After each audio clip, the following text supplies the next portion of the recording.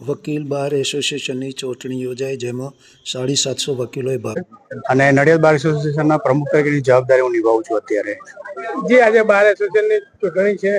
જી, આજે બાર એસોસિએશનની ચૂંટણી છે. એમાં સવારે 8:30 થી 4 વાગ્યા સુધી મતદાનનો સમય છે અને આશરે 800 કરતાં વધારે વકીલો એમાં ઉત્સાહભેર ભાગ લેવાના છે.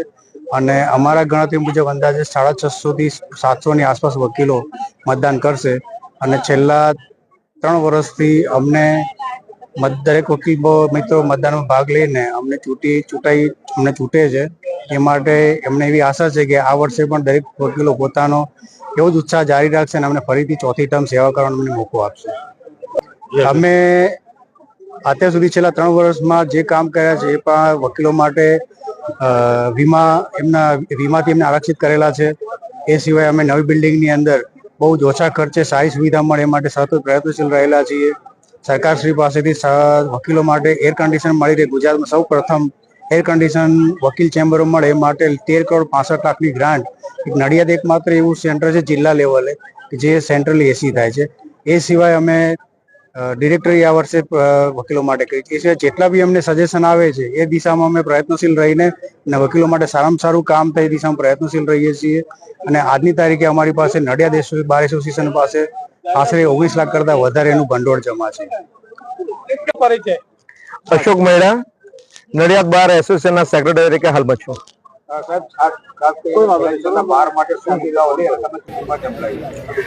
અમે નડિયાદ બારની અંદર હાલની પરિસ્થિતિમાં જે એક અમારું નવું બિલ્ડિંગ આખા ગુજરાતમાં પહેલી વાર બની રહ્યું છે, સેન્ટ્રલ એસી. એ સેન્ટ્રલ એસીમાં વકીલોની બેઠક વ્યવસ્થા માટેના અમારો એક પહેલો મુદ્દો રહેશે, પ્રાયોરિટી રહેશે. બીજું, દરેક વકીલોની જે સિક્યુરિટી માટે જે વકીલો પર હુમલાઓ થતા હોય છે, એટલે પ્રોટેક્શન એક્ટ માટેની પણ અમે કાર્યવાહી કરીશું કે વકીલોને પર કોઈ હુમલા ના થાય એની સામે કોઈ સખત કાયદો બનાવવામાં આવે. અને નડિયાદ બારના તમામ વકીલો ભાઈઓ બહેનોની સલામતી માટે, એમની સિક્યુરિટી માટે અને એમના કલ્યાણ માટે અમે વિવિધ યોજનાઓ મૂકેલી છે, જેમ કે એમની વીમા પોલિસી છે અને એમના બેનિફિટ માટે જે કંઈ કાર્યો કરવાના થાય એ માટે અમે સદાય અગ્રેસર રહ્યા છીએ. અને આજે સમગ્ર ગુજરાતમાં બાર એસોસિએશનનું ઇલેક્શન છે અને નડિયાદની અંદર ખૂબ જ શાંતિપૂર્વક અને સદભાવનાથી ઇલેક્શન થઈ રહ્યું છે. પ્રમુખ શ્રી, સેક્રેટરી અને ઉપપ્રમુખ તેમજ કમિટીના 8 સભ્યો માટે 15 જેટલા સભ્યો ઉમેદવારો છે અને એમની વચ્ચે અત્યારે હરીફાઈ ચાલી રહેલી છે અને ખૂબ જ શાંત વાતાવરણમાં ઇલેક્શન થઈ રહેલું છે. જીવન, આપનો પરિચય. મારું નામ પારુલ મકવાણા છે. હું નડિયાદ બારમાં લગભગ છેલ્લા 12 વર્ષથી વકીલાતનો વ્યવસાય કરું છું. બેન, આજરોજ આજે નડિયાદ બાર કાઉન્સિલ દ્વારા ચૂંટણી યોજાઈ રહી છે. શું છે આખો કાર્યક્રમ અને શું કહેશો આ ચૂંટણી વિશે?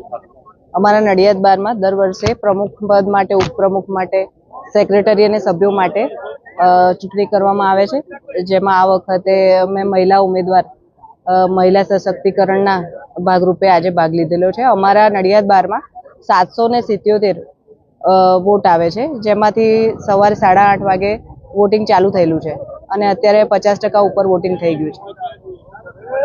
જો આપ જીતો છો તો શું કાર્ય કરશો? વકીલોના વેલફેર માટે અને વકીલોને કોઈ પણ પ્રકારની મુશ્કેલી ના આવે તે તમામ કાર્યવાહીમાં હું ધ્યાન દોરીશ. રાહુલભાઈ, આજે બાર કાઉન્સિલરનું ઇલેક્શન છે, શું કહેશો ભાઈ? નડિયાદ બારનું ઇલેક્શન ખૂબ શાંતિથી, સરળતાથી ચાલી રહ્યું છે. સમસુરત ભાવને એકતાના વાતાવરણ સાથે ઇલેક્શન ચાલે. 70% જેવું વોટિંગ થઈ ગયું છે. બપોર પછી બી બીજું થાય એમ સંપૂર્ણ અમને વિશ્વાસ છે. ઓકે.